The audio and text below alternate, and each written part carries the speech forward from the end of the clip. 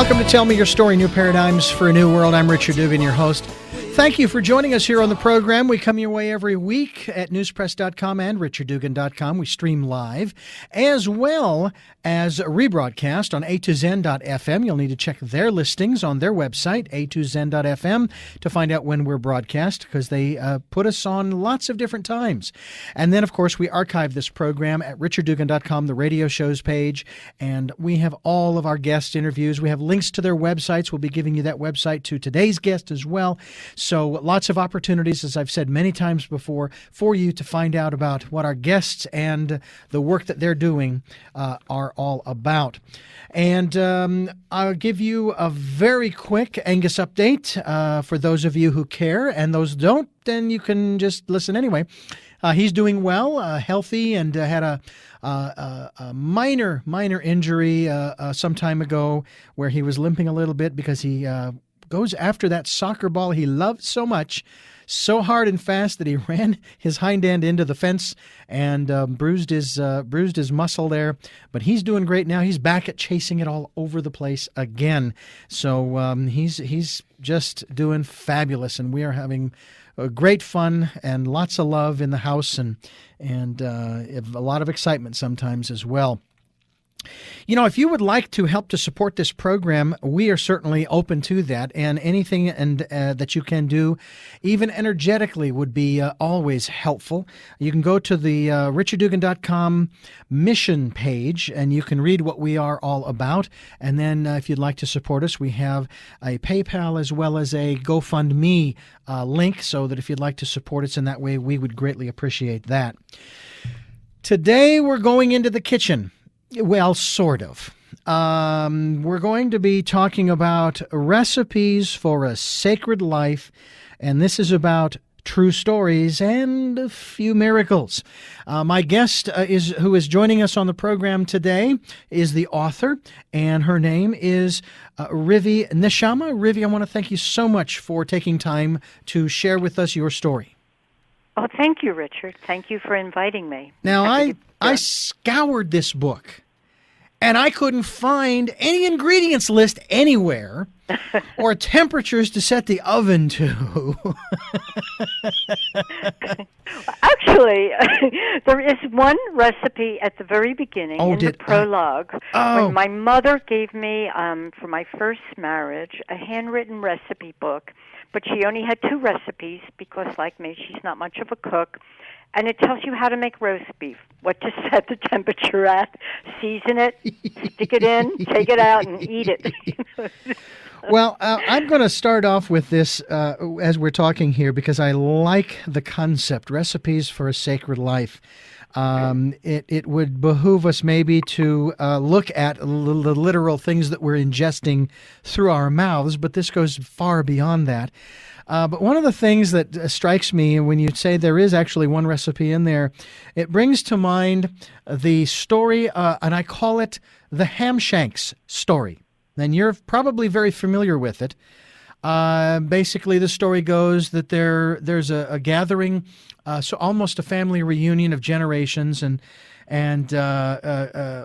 mother is in the kitchen. She's cooking and she's doing her thing, and suddenly she comes to the point where she has to put the pot roast or the roast in the pan.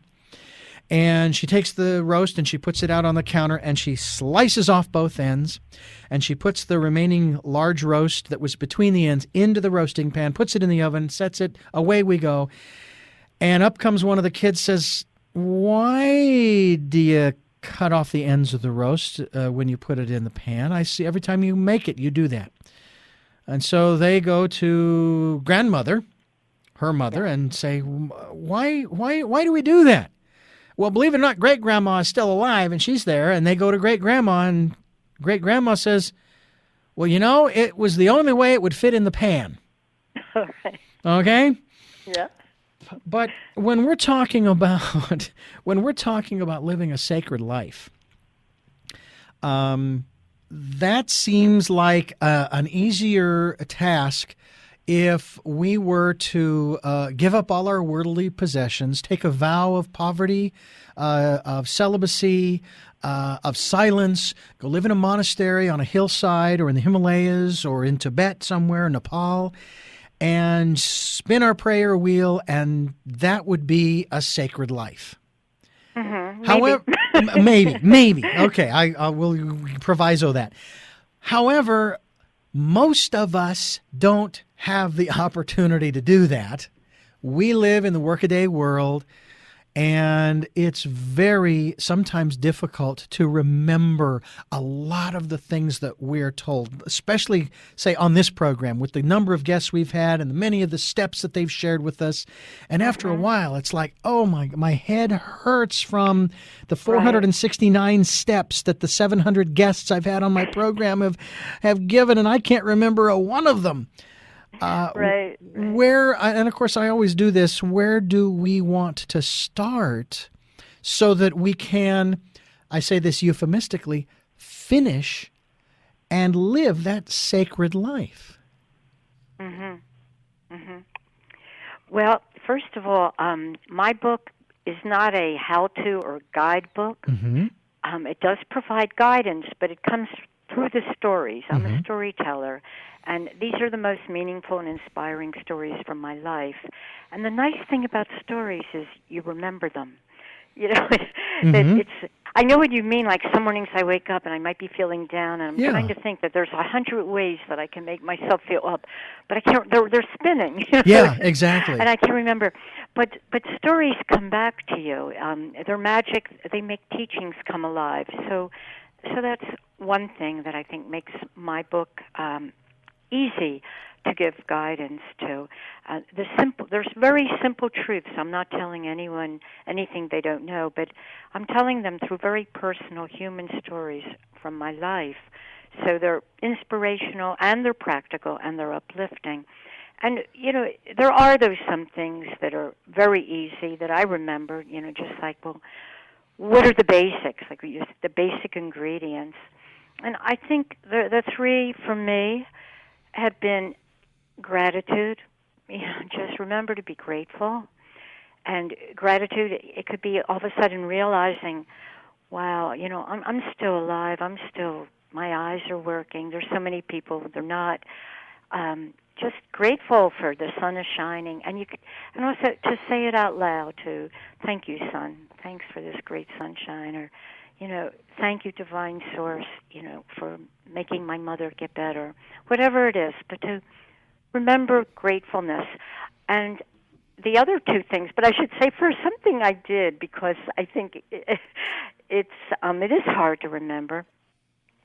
One of my stories is called This Too Shall Pass, and it was a King Solomon story, and how he had a ring that was inscribed with "This too shall pass," and that would always help him when he's too joyful to remember, nope, you know, this is going to go too, and when he's too down to remember, this will pass, nothing lasts forever. And so then he gets a sense of peace. So I bought myself a ring that had a stone, you know, like King Solomon, and that's another thing, just to remember always, you know, this too shall pass. And sometimes the ring reminds me of the other things, you know, to be grateful. And the other two, for me, main things are just to help others. It can be very simple, you know, thinking a friend who's sick and who would love a phone call, to call them up. And you'll instantly feel not just better, and they'll feel better, but there's a connection.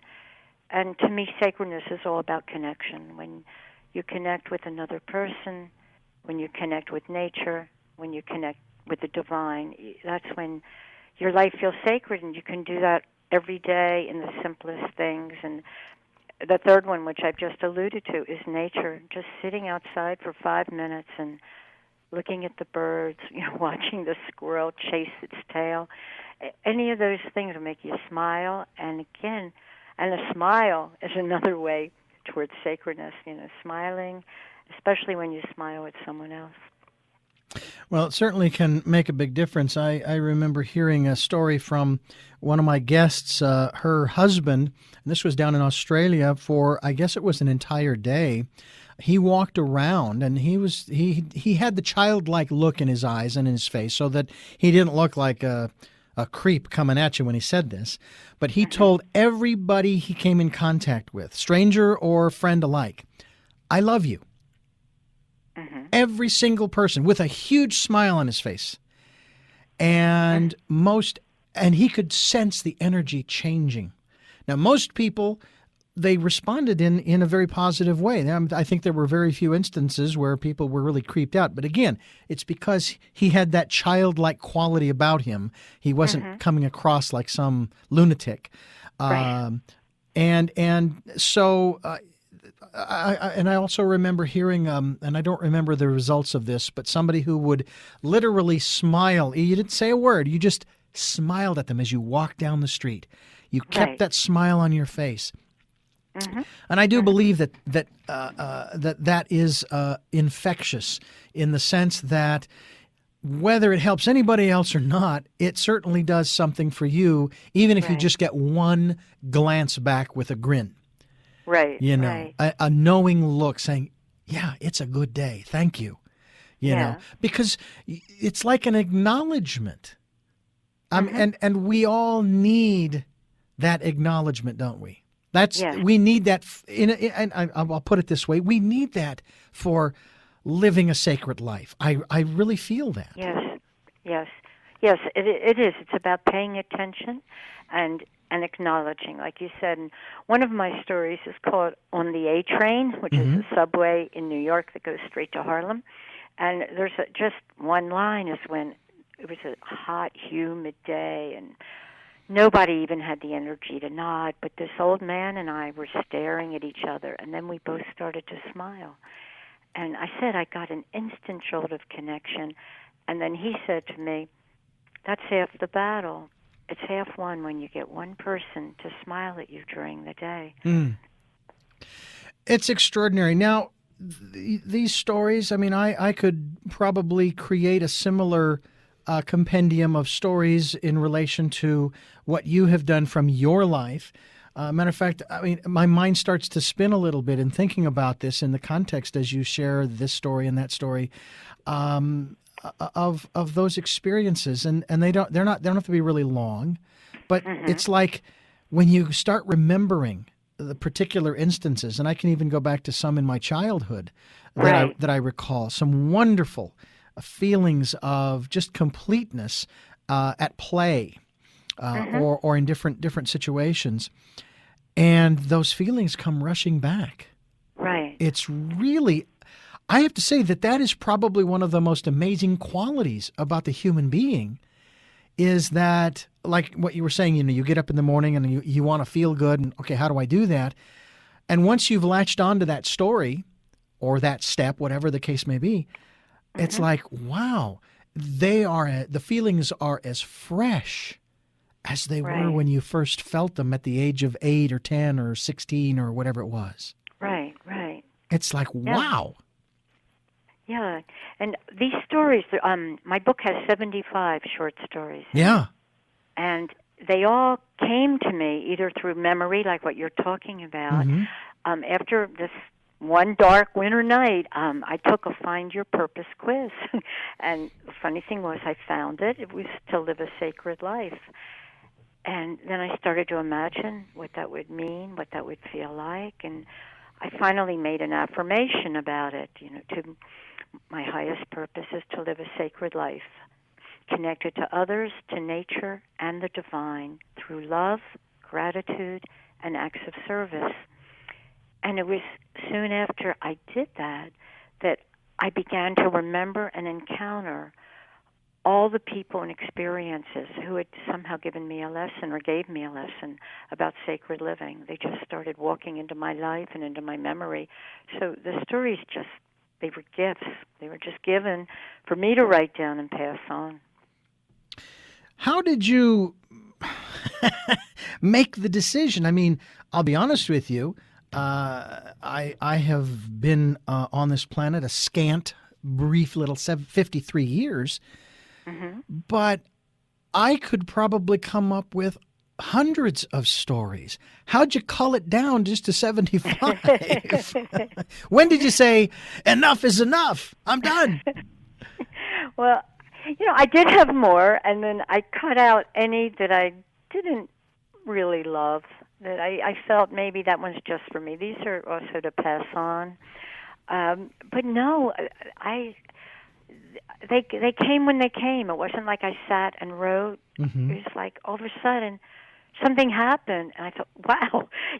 Like we were saying, attention, acknowledgement, looking for it, acknowledging the sacred. Once you start doing that, you see it more and more. But when the story had to be just right, because like I said, I'm a storyteller, I'm a writer. I'm not a guru, I'm not a workshop leader. And I knew when I had a good story, it had to have a good beginning, a good middle, a good end. It's either funny or sad or moving. It wasn't, it had to be a complete story, even though it was short, something that people would take them from here to there, and they'd feel different by the end. One of the elements that you mentioned, you have your book divided up into sections in addition to then down into the various stories. And one that kind of caught my eye was Animal Chats and Other Unions with Nature. And as I've shared on this program with our listeners, we live on the hillside above Santa Barbara in a rural area where we have all kinds of critters that roam through the area. Could be a skunk, could be a squirrel. We have a resident owl who hoots some nights. We have our dogs who are very keenly aware that these critters are passing through, and so they let us know when they're passing through. Right.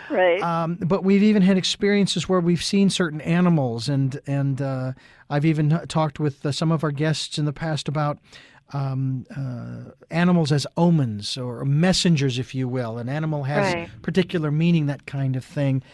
And so I'm wondering, from your perspective, when you start talking about this connection with nature and reconnecting, if you will, in many cases, because I grew up in the city. I was born and raised in Phoenix, Arizona, but it was still, we had fairly large yards and property spaces, and we weren't all crammed together. So we still had birds and things of this nature that we were able to interact with to a degree. But now when you're living in an area where they're all over the place, some people, they're going to do anything and everything they can to maintain the population, to keep them away. And what I found is, and I always try to use as natural means as possible for that aspect, but at the same time, acknowledging I'm living in their area. I'm living in their space. Right. So they were there first. They were there first, exactly.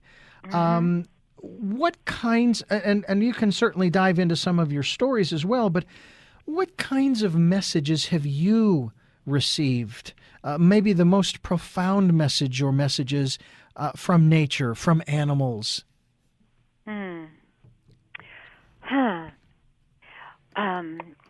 Well, I could actually read you Animal Chats, if you'd like to hear one of the stories. Well, absolutely, we can do that. Let me let our listeners know, while you get that ready, that we're talking with Rivvy Neshama. She has a book that we're talking about, Recipes for a Sacred Life, True Stories, and a Few Miracles, which I really like that. That's I think that when we do start, as you say, when we do start listening, we start paying attention, that's when those kinds of things start happening.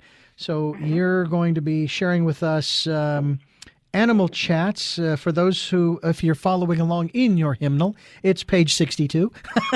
Okay, thank you. Thank you, Richard. I was looking. Okay.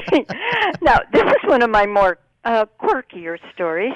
I don't usually do this one first, but since we're talking about Animal Chats, here we go. Go ahead. And one thing I would tell people ahead of time is my husband's name is John, so you'll know whom I'm talking about. Animal Chats. One reason I fell in love with John was he talked to animals.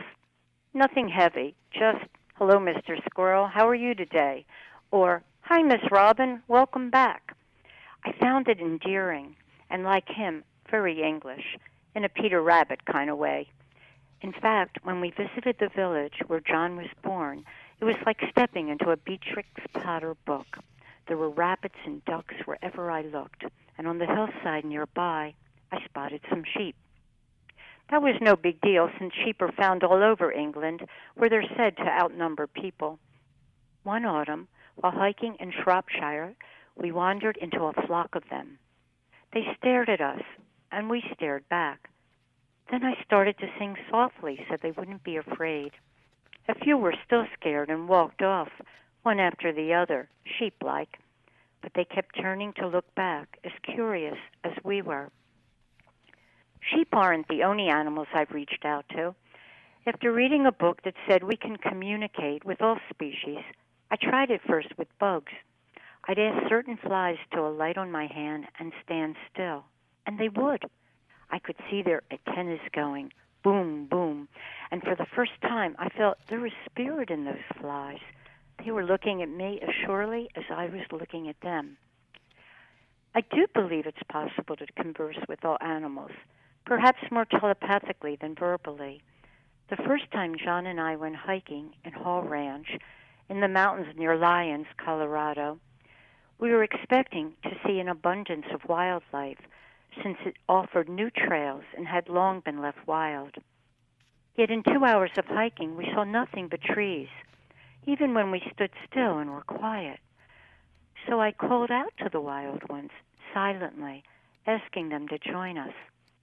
Within minutes, we spotted a lizard, a snake, a rabbit, and then a herd of deer ran leaping along the red cliffs above us. My heart leapt too. I've also noticed that when John goes off traveling or I'm facing some crisis, the neighborhood deer come to sleep on our lawn. I'm not aware that I've called them, yet they come, like a faithful dog that knows when it's needed. There are some species, though, say earwigs, that I have little interest in talking to, especially when they enter our home. Still, I try to honor all living things, so instead of killing them, I ask them to leave. And if they don't, I carry them out.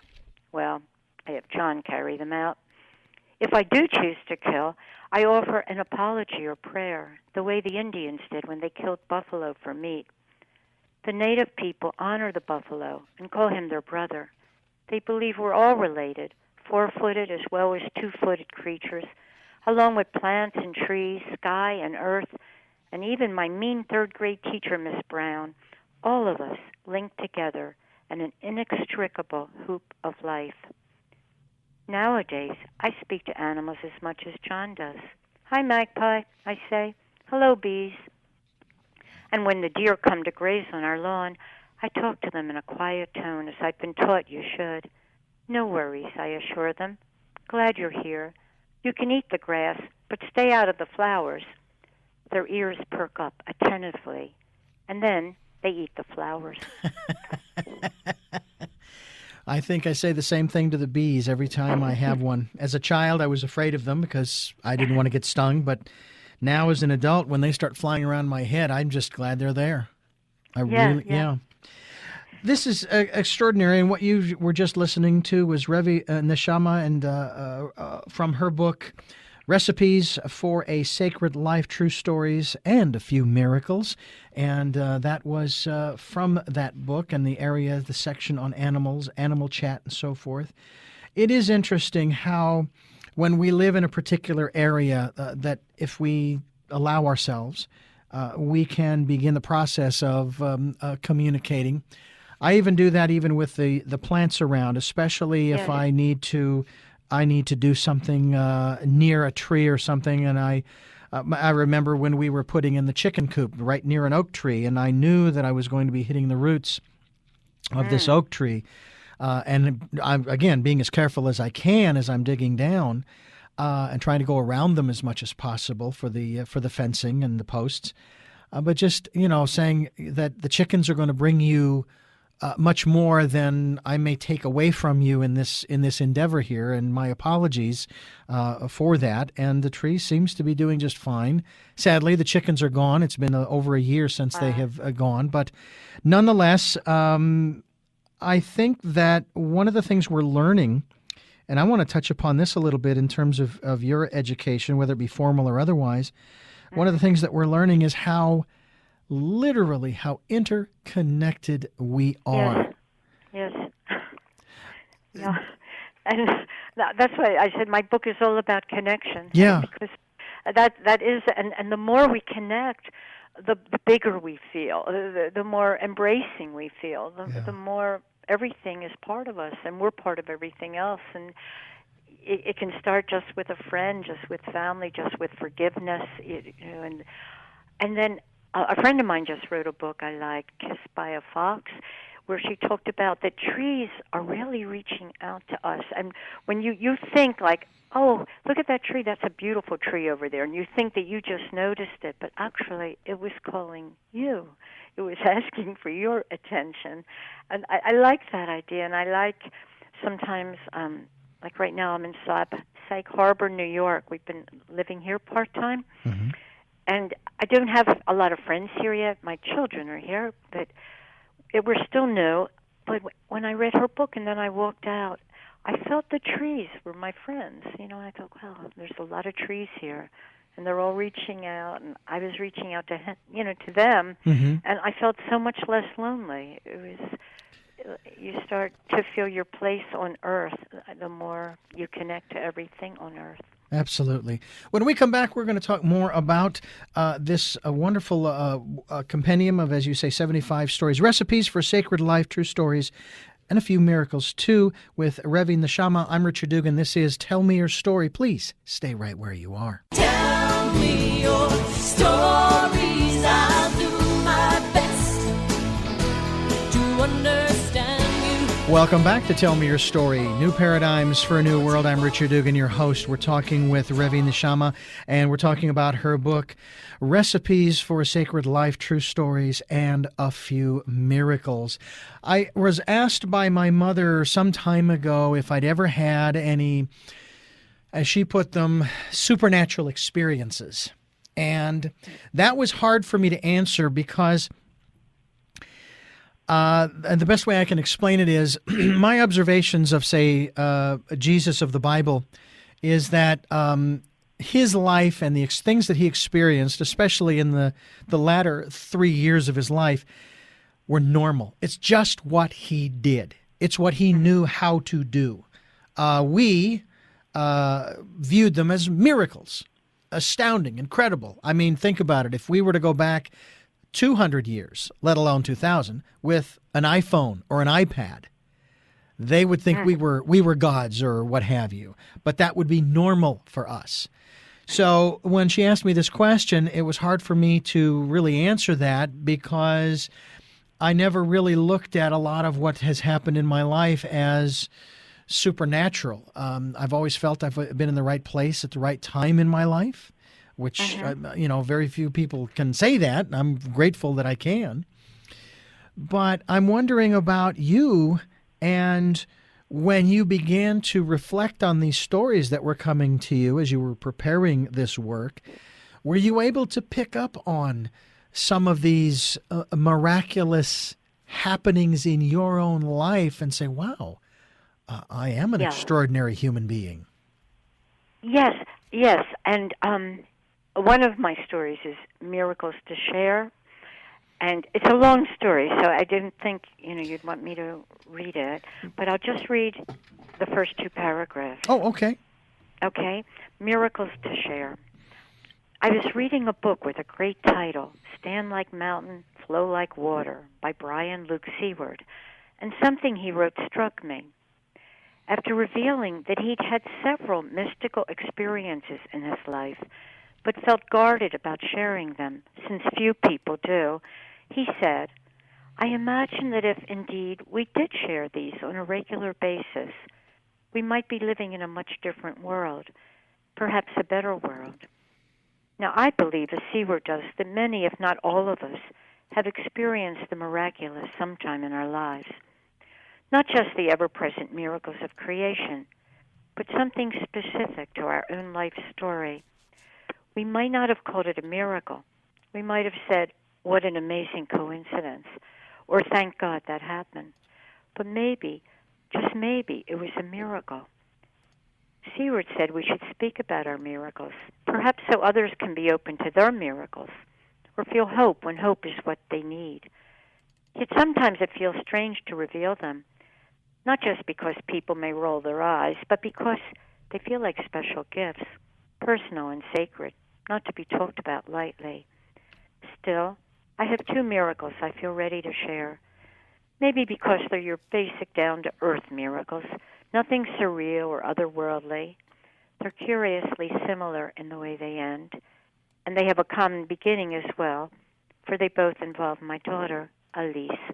And then I recount 2 rather miraculous stories, but very down-to-earth miraculous. Mm-hmm.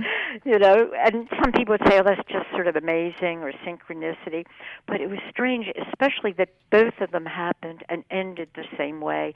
And I won't give away any more, but I think I keep a book now. I have a journal just of miracles so that I'll remember them. Because it's amazing, I find I'll forget everything, even the miraculous, if I don't write it down. So, I write down very special things that happen, things that were just so like a blessing, just when you needed it, and something special, something different, something outside of the realm of, what can be expected, and something that brought grace in some way. Mm. So, and I feel that, when you talk to people, they're very shy about sharing these things. But once you start, everybody has at least one to share, something. They might not call it supernatural, but it's something miraculous that they can't understand how it happened, but it did.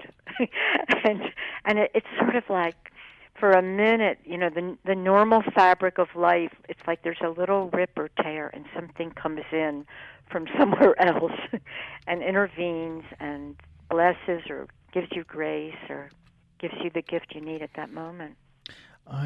I couldn't agree with you more on that. And I think that these kinds of stories are certainly going to help others to maybe have them come out. They'll be able to express them more, right, both to themselves, even if it is just in a journaling or even just in reminiscing in their minds and hearts, or maybe to others in terms of sharing them, as you have done here. Mm-hmm. Now, I'm curious, are there any stories in this work, or were there stories you had decided I'm not going to use these because they may be a little too personal, or maybe a little embarrassing, that kind of thing? And I'm not asking you to tell us what those stories are. Certainly, That's but funny that you asked that. I think actually one story I do remember. I felt that the person I was writing about might not feel good. Ah, exactly. That's what I was wondering. I took that out. Yeah. Mm-hmm. But what's funny is my sister said to me the other day, Rivvy, I'm surprised how many of your flaws you chose to reveal. I said, well, I'm surprised too. I didn't realize I revealed that many. I wanted to be very honest and show people, to live a sacred life, you can be very human, and that I have a dark side, and I can have very depressed moments, and anxious, and angry, whatever. But that's human. And I even have a story where the Dalai Lama in his interview is asked, do you ever have negative feelings? And he says, yes, I get depressed, I get angry, I get jealous. And I thought, great, this is great, If even the Dalai, I don't have to feel bad. Yeah. And then, like the Dalai Lama, he went on in the interview and says, but there's no reason to feel hopeless. You'd be hopeless if anything were going to be static and just stay. But that's not the way of the world. Everything's always changing. Yeah. So. Well, one of the things I find very interesting, and I think we've done some programs where we've touched upon this, and that has to do with, the eternal questions that come to mind, and it's one of those things where I might sit. Maybe even after an interview, I might sit after pondering some of the things that we've shared. And for example, this past weekend spent the better part of the morning stacking a half a cord of firewood for the winter. Mm-hmm. Not an easy chore, I want you to know. I'm grateful. I'm sorry? Yeah. I believe you. That's not easy. I was very fortunate that my wife was there to assist and help in the process, but nonetheless, for the both of us. And So it's like you come in on Monday and you go to work and it's like, oh, my body is just killing me. And I have these interviews I have to do, and I have to go through this process, and I've got to be focused, and I've got to be attentive, and usually things just click, and it happens, and it works, and all of that is fine. But it's like sometimes the body just wants you to focus on it, and you can't focus on the higher things, in spite of the fact that I know my life's purpose is to focus on the higher things. But when we talk about these questions, like what is my life's purpose, and what is my higher purpose, and what is the meaning of life, and so forth, and you made reference to being grateful for just the simple things in life. I mean, even just a breath of air. And by the way, just a side note on the breath of air, I was watching a documentary, and they were talking about air and how it travels around and so forth, and we inhale and we exhale and so forth, and that the particles of air that are out there in the planet, in the atmosphere, are still there from generations long past, and that we are inhaling the particles of air and carbon dioxide and all those other elements from the greats and the not so great. And it's when they said that, I'm going, we're not just connected to one another, you and I, Rivvy, here in this timeline. We're literally, and I do mean this, literally connected to the past through that. I mean, it blew my mind. It's like, are you kidding me? Really? Yeah, I didn't know that. That's pretty powerful. I mean, if you just want to focus on the avatars, the masters, the great prophets of the ages, we're breathing the air that Adam and Moses and Muhammad and Jesus and Zoroaster and Babaji, and the list goes on and on, including all of those that we don't want to list, the bad guys. All of that is out there, and it doesn't make any differentiation between these particles are good and these particles are bad, because how are you just going to breathe the good ones and not the bad ones? It just is. But but again, I go back to the whole issue of the connection. I mean, it's like, wow. So that's pretty connected. Oh my Lord! I was just blown away when you started sharing your idea for this book, and I'm curious as to what the impetus was. Obviously, because you had made reference at the beginning of the interview to this nudge or this calling or this inspiration. I've got this idea. I've got this book. These stories are coming, and I start writing these down. Right. Well, it was very mysterious, because after I did that affirmation that my highest, I did the quiz, what's your highest purpose? I found out to live a sacred life. Well, 1 week later, the editor of a magazine I sometimes wrote for called me up and said, Rivvy, how would you like to write an article on how to create a sacred space in your home? And I went, well, sure.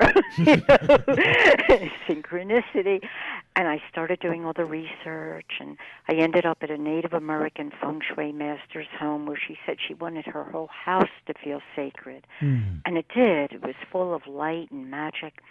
And I was walking home, and I started to write the article in my mind, how to create a sacred space, when suddenly I felt a voice inside me. I felt it. And the voice said, Rivvy, write a book, how to create a sacred life. And that's when I said, yeah, will do.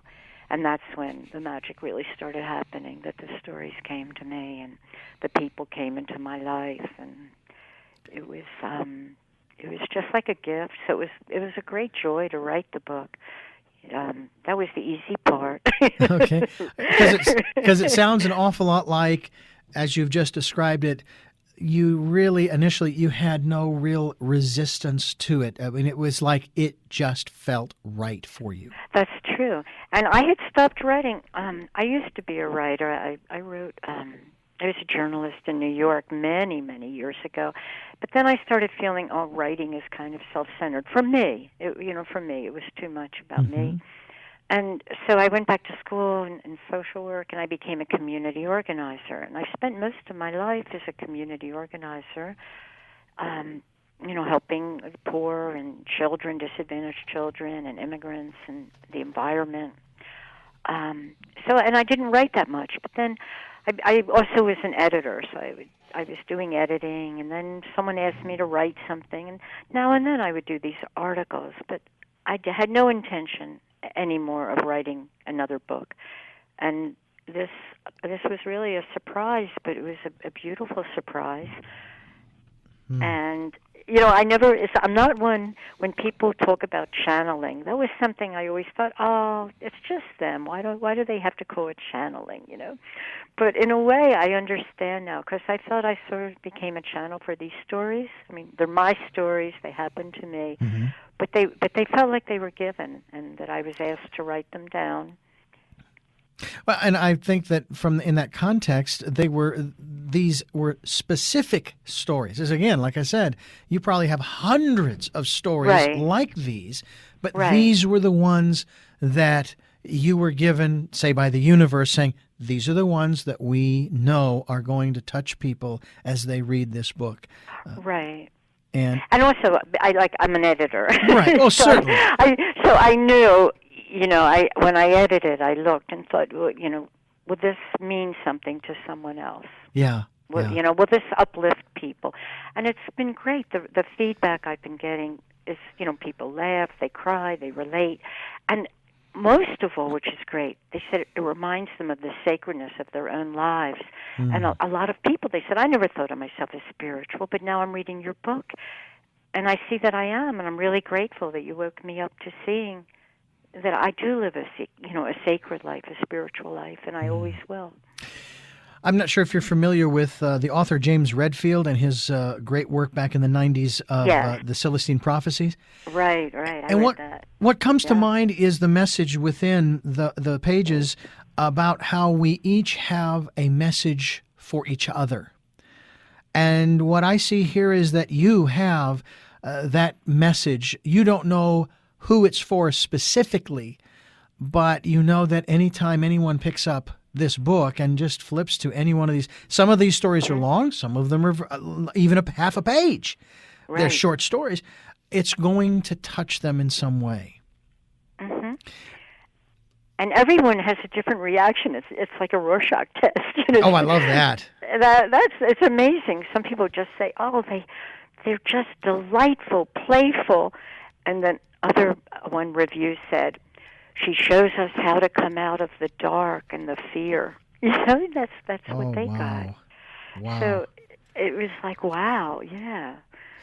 I have to say that's an interesting observation, whereas, and I'm not going to necessarily refer to the book or the author, but there was an author back in the 50s who wrote a philosophical treatise, if you will, and she was born in Russia, and she escaped the revolution of the 19-teens, and with her family and so forth, and then wrote these different works in the 30s, 40s, and 50s that were virtually, I think the word is panned. I mean, there wasn't anybody who reviewed it who liked it. Not one. And yet, to this day, it is now selling more copies than any other book ever, with the exception of the Bible. Wow. And people are beginning to read it, young people in particular. Now, I've not read the book, but it's been made into a couple of movies, and I guess there's a third part that's coming out. And so I've seen portions of the second movie. We're going to watch it from book part 1 to part 2 here shortly. And we watched a documentary about this woman, and I thought, she's got some good ideas, but they're still part of the old paradigm. They're still part of the old way of thinking that I can appreciate where she's coming from. I'm certainly not going to pan it if I was to read it and review it, because she has a right to her perspective, even if some even said it was, the book is angry, that kind of thing. Well, but she has a right to that. Mm-hmm. Because she's trying to say something and people weren't getting it. There was this one guy, a real professor, and I don't remember his name, but I remember a satirist by the name of Stan Freberg who did a bit about him, and his character was named Marshall McMedium. And he talked about how, he was in the studio in an interview, and I am the studio and the studio is me. And he wrote this particular book, and the interviewer was asking him about the book, and he says, yes, and I'll be coming out. My next book is an explanation of the last book, and so forth. And I wish people would get it. And it's like sometimes you just have to write what's on your heart, whether people get it or not. Now, what you've created, there's no controversy over.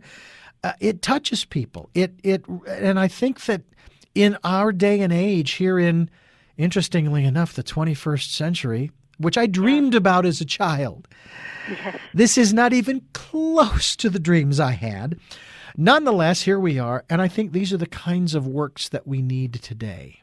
Is that your feeling as you were inspired to begin it, or as you were putting it together, or especially as it was finally completed? Well, I think it was as it was being completed. I realized we need very real life experiences related about sacred. No more, there's a lot of lofty books out there, and a lot of theoretical, and a lot of religious.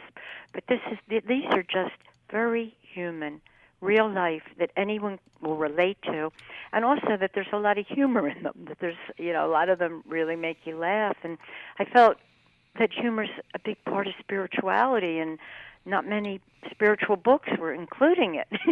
It's like, so that was important to me too.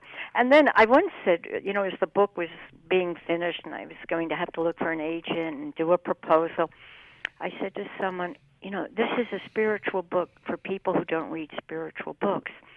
And I thought that was great until my friend said, well, great, Rivvy, and that means no one's going to read your book. He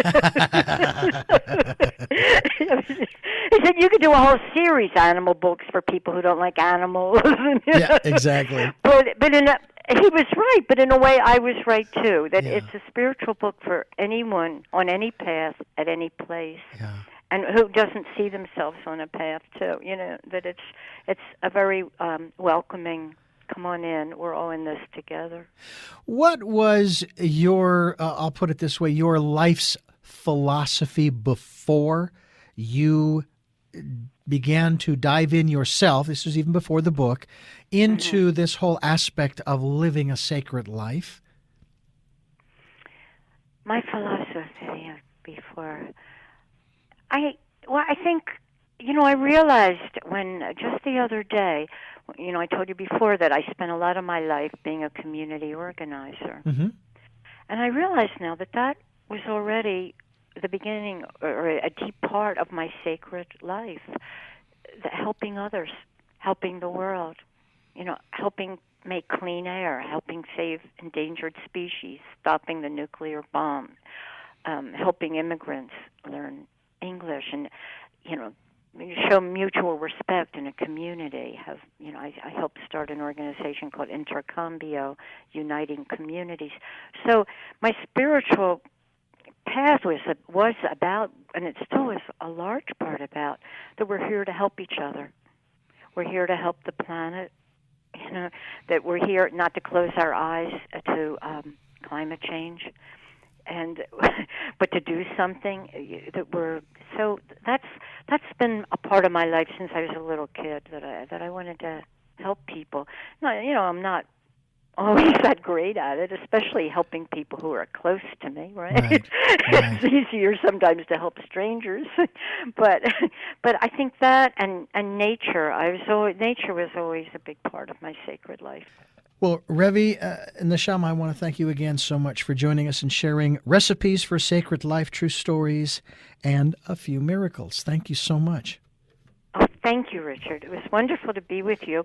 And I just say, if people want to go to my website, it's rivvyneshama.com. I'm going to spell that out for you folks. It's RIVVYNESHAMA.com. We will also be linked to her website, so you will be able to find out more about her, the book, the work, the events. I mean, the list goes on, and even get in contact with her as well. And again, thank you so much. Thank you. I love talking with you. It was a delight. Well, thank you. I'm Richard Dugan. This has been Tell Me Your Story, New Paradigms for a New World, giving you choices and knowledge of those choices to help make your dreams come true. Until next time, love to love. Even when I was a kid and I read Rebecca of Sunnybrook Farm, that inspired me. And just, I lived in Philadelphia. It wasn't like the wilds, but there were still places where there were just meadows and undeveloped land, and I like to wander there and go into the woods, and that's how I felt what people might call God. I felt it in the woods. What was your religious or spiritual upbringing? Jewish, and a lot of the book has some of the things I most love about Judaism that I feel I want to, let them be more known, be more widespread, because they help everybody, to integrate them into your life, certain aspects of Judaism. I have to say that some of my favorite conversations in the last 6-7 years that I've been doing this program, and even before then, have been with rabbis, because the level of education that they had to go through, the knowledge base that they have to draw from history, is just extraordinary. And the fact that they remember all of this stuff, too, it's like, okay, what file cabinet are you getting into in the back of your head? You're remembering these things. But it's like, I have never, regardless of the conversation we're having, or even the controversial topic we might be talking about, they always lay out the information in such a loving and from my perspective, warm and compassionate manner, saying, "Look, this is just the information, okay? Yeah. I'm not putting any judgment on it. This is just the information I'm putting out there." That has been my observation, and it's just been extraordinary. Plus the fact that obviously, this is just my own personal observation, that if I was really, really going to, let's say, because I was born and raised as a Catholic, and certainly Jesus was the focal point of my life as a kid growing up, I look at it from a logical standpoint, which is how the rabbis have assisted me in doing so. I would have converted to Judaism because Jesus was a Jew, not a Christian. He was a rabbi. He was a rabbi. Yeah, and I'm thinking, I don't understand. There's a disconnect for me in that regard, because it's like, well, wait a minute, but he was a Jew. I realized that he did this and he did that, but he didn't call anybody Christian. He didn't refer to himself as a Christian, and on and on and on. So I should have been a Jew. Well, you are. Yeah, well, exactly. And like you said before about we're all breathing the air that everybody breathes. All the religions are connected, and the Arabs and Jews are cousins. And I mean, it's such a shame that we have all these false divisions. Yeah. Because it's all one. And the more you look at it from a historical or a philosophical or biological perspective, you see, oh yeah, it's all connected. And yeah, and we're all African American. That's where life began. That's where they're showing now. So it's not like, it's just that these distinctions have come up and we don't see through them anymore. Well, I think we're made. Some of us. Well, right, some of us, but we're made to be distracted by the differences. I came up, and I'm trying to remember how long ago it was that I thought about this, and finally came up with a phrase that best describes even what you're talking about. And I'm going back possibly 20, 30 years or more. If there is a difference that makes a difference, then there is a difference. However, If there is a difference that makes no difference, there is no difference. Now, some would say, well, that's awfully redundant and convoluted. Yeah, well, think about it. If you see someone on the street, regardless of what they're wearing, their skin color, or even if you converse with them, things that they say, and you still love them as a brother or sister in the human race, then it doesn't matter what the color of their skin is or what they're wearing or what they say. Right. And you're connected to them. Right. But the moment that we start to see those differences as differences, it's him or me, or me and them, us and them, yeah, that's when we have the problems. Right. That's when we have the problems. If you were to, say, put together a new work, would it be a continuation of these stories, or is there something else that you want to say between the covers of a book, be it electronic or otherwise, in terms of where you are today, as far as how far you have come and what it is that you want to share with the world? Yeah, if I do another book, and I'm not sure I will. I think it's going to take a long time now, promoting this one, sure. And I want it to live long. But I have thought of writing a book for children. I'm a grandmother, and there's things I want to tell them that are just simple life lessons. And I realize people don't give children simple life lessons and explain it to them in a way that they'd understand that could help them be happier and kinder, and just, well, when you're kinder, then you are happier. But there's that would probably be it, something that, that we can tell the children and in a way that they would love and understand, and they go, oh, yeah, that's one of the secrets. Now, I don't have to wait till I grow up to learn the secrets of how this life works. Yeah, if I do that, that's going to happen. And if I don't do that, that might happen, things like that. I myself have been working on a book for,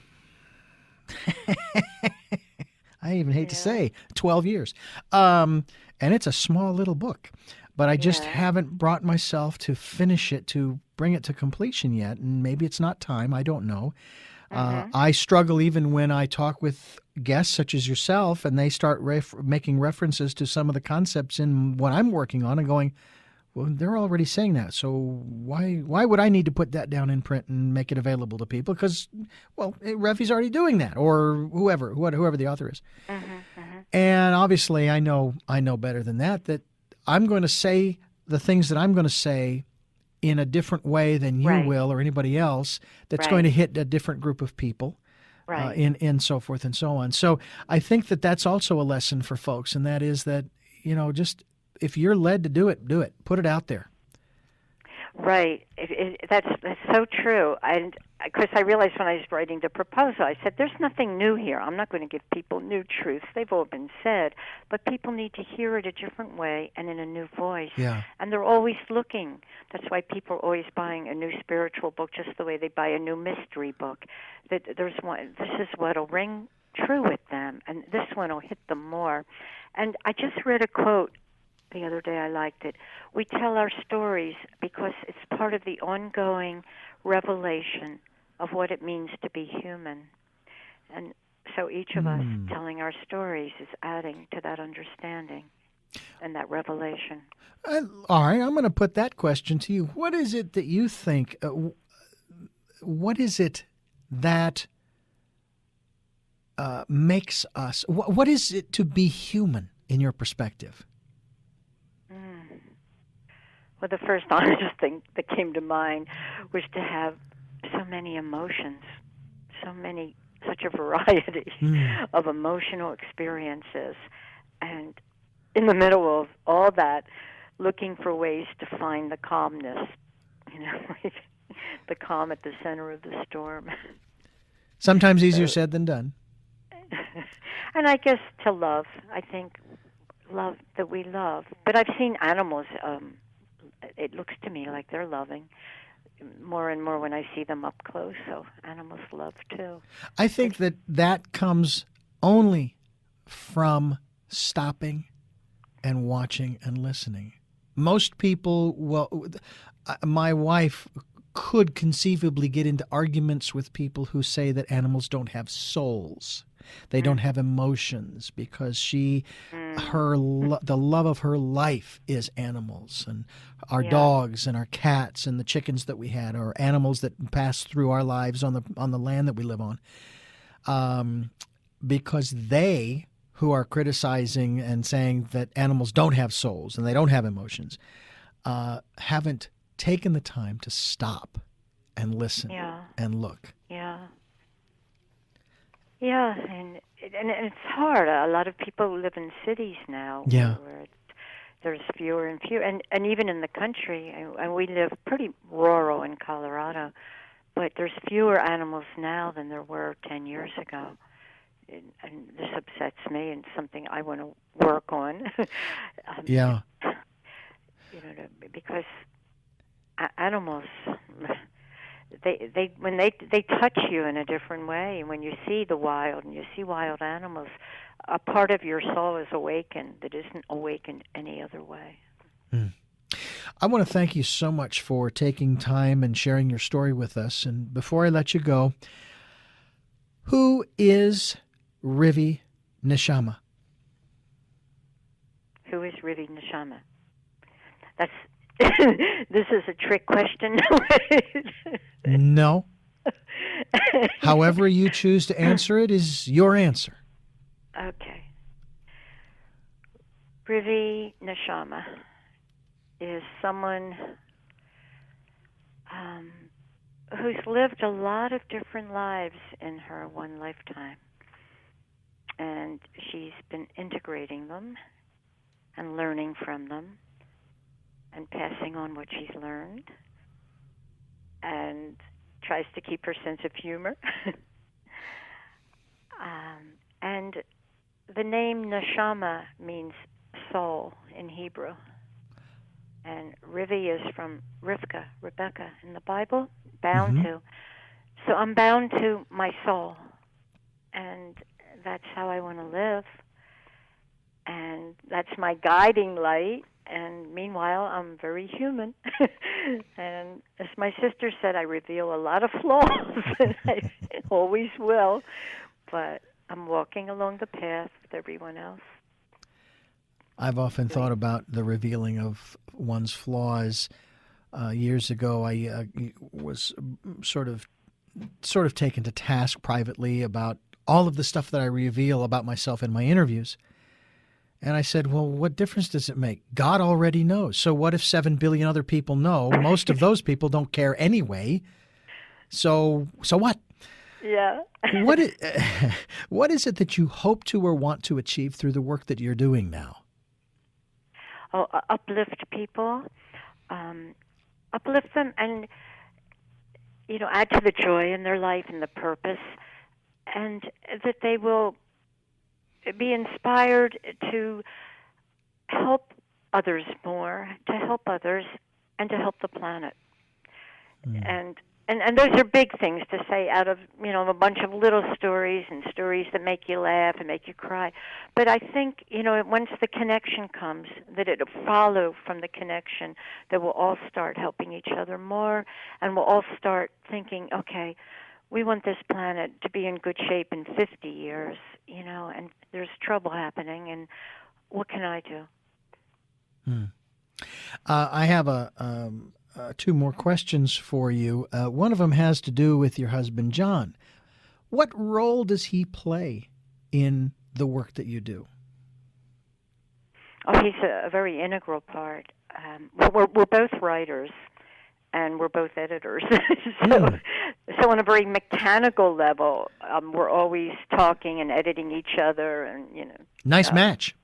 Yeah, it's a helpful match. But also, he came from a little village in England, and surrounded by sheep, and all these animals. And I think he brought me more. I lived in Manhattan for 25 years, and then I met John, and we fell in love. And he took me out to Boulder, Colorado, and really took me on hikes and walks and brought me much closer to my spirit than I'd ever been before, through the nature and just being quiet, just watching, just listening, just looking. So he's played and also John, he gives me unconditional love, and so I'm learning that. That's not one of my fortes, giving unconditional love, but I learn it from him. And that doesn't mean he's perfect or better. We each teach each other different things, but that's a beautiful quality he has that I learn from. And how powerful are we as human beings? How powerful are we as human beings?